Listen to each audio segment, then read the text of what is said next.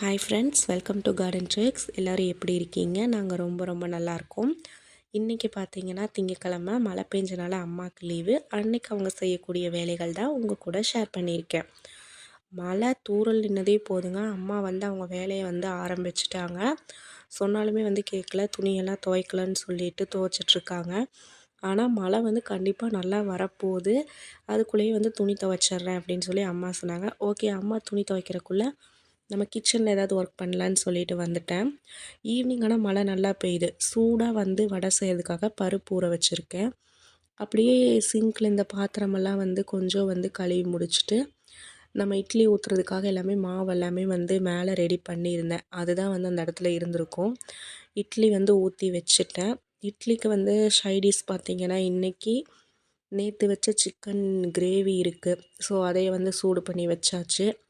Next வந்து பார்த்திங்கன்னா idli வேகிறதுக்குள்ளே okay வீடெல்லாம் கூட்டிடலாம் அப்படின்னு சொல்லிட்டு வீடெல்லாம் வந்து கொஞ்சம் நீட்டாக வந்து கூட்டி எடுத்தாச்சு. மழைக்கு என்ன தான் வந்து நம்ம கூட்டிகிட்டே இருந்தாலும் தரை ஃபுல்லாக ரொம்ப சில்லுன்னு இருக்குது. காலில் வந்து அப்படியே பிடிக்கிற மாதிரி இருக்குது. ஸோ அப்பப்போ நீங்கள் கூட்டி விட்டுறலாம், அது நல்லது. நெக்ஸ்ட்டு பார்த்திங்கன்னா அப்பா வந்து சிக்கன் கிரேவி வேண்டாம், தேங்காய் சட்னி கொஞ்சம் வந்து கேட்டிருந்தாங்க. ஸோ அதனால தான் வந்து தேங்காய் சட்னி பண்ணலான்னு சொல்லிட்டு ஒரு அரை மூடி தேங்காய் இருந்துச்சு, அதை வந்து துருவி வந்து எடுத்துட்டேன். தேங்காய் சட்னிக்கு பச்சை மிளகா போட்டால் வந்து ரொம்பவே சூப்பராக இருக்கும். அதனால் வந்து இன்றைக்கி நான் பச்சை மிளகா தான் சேர்த்து அரைக்க போகிறேன். இந்த சட்னி வந்து ஒரு 5 பேர் சாப்பிட்லாங்க ஒரு நேரத்துக்கு, அந்த மாதிரி தான் அரைச்சிருக்கேன்.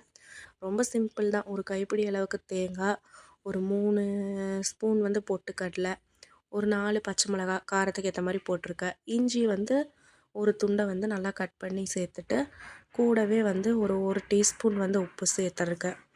உப்பு சேர்த்ததுக்கப்புறம் பார்த்திங்கன்னா இது கூட லைட்டாக ஒரு 1/4 கிளாஸ் அளவுக்கு மட்டும்தான் நான் வந்து இன்றைக்கி தண்ணி வந்து சேர்த்துருக்கேன்.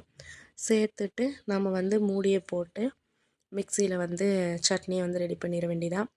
சட்னி ரெடி பண்ணுறதுக்கு முன்னாடி இட்லி வந்து வெந்துருச்சா அப்படின்னு சொல்லிட்டு ஓப்பன் பண்ணி பார்த்தேன். நல்லாவே பாருங்கள் வெடிப்பு வந்து வந்திருக்கு. ஸோ இட்லி வந்து வெந்துருச்சு, புசு புசுன்னு இருக்குது பாருங்கள். ஓகே அப்படின்னு சொல்லிட்டு கேஸ் ஆஃப் பண்ணிட்டு சட்னி வந்து அரைச்சி எடுத்தாச்சு. சட்னி வந்து கொஞ்சம் கெட்டியாக இருக்குது. ஸோ இது கூட வந்து நம்ம கொஞ்சம் வந்து தண்ணி வந்து சேர்த்துக்கலாம். சட்னி வந்து ஒரு பாத்திரத்துக்கு வந்து மாற்றிட்டு அந்த மிக்சியில் வந்து கொஞ்சமாக தண்ணி ஊற்றி அதை வந்து சட்னிக்குள்ளே வந்து ஊற்றியாச்சு.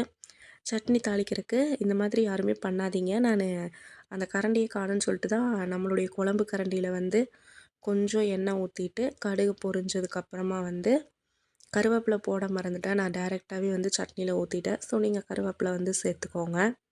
சேர்த்துட்டு கொஞ்சம் நல்லா வந்து மிக்ஸ் பண்ணி முடிச்சிட்டோம்னா நம்மளுடைய சட்னி ரெடி ஆயிரும். என்னடா அம்மாவை இன்னும் காணோம் துவைச்சிட்டு இருந்தாங்களேன்னு சொல்லிட்டு போய் பார்த்தா வந்து இன்னுமே வந்து அம்மா துவைச்சிட்டு தான் இருக்கிறாங்க. சரி ஓகே அம்மாவுக்கு ஹெல்ப் பண்ணலான்னு சொல்லிட்டு இந்த துவைச்சி வச்ச துணி எல்லாமே அலசியும் வச்சுட்டாங்க அம்மா. அதை நான் வந்து காய போட்டு நீட்டாக பண்ணியாச்சு. அதுக்குள்ளே அப்பாவுமே வந்து வந்துட்டாங்க.